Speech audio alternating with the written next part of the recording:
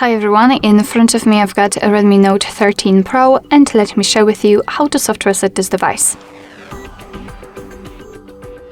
So the soft reset or force restart operation will be useful if for some reason your device stopped working properly, it does not respond to your touches, for example. Then you can try to soft reset it, and basically all you have to do is to press the power button, which is located on the right side of your device, and press it long enough until you'll see the black screen and the developer's logo. So let me try to do it. Let me press this button, and as you can see,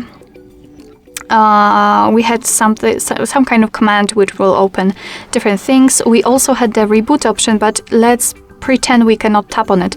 As you can see, right now we've got the developer's logo, so I can release the finger, and it basically means that our device has been successfully turned off and turned on automatically correctly. So in a second it should turn on completely, and hopefully it'll work perfectly fine again.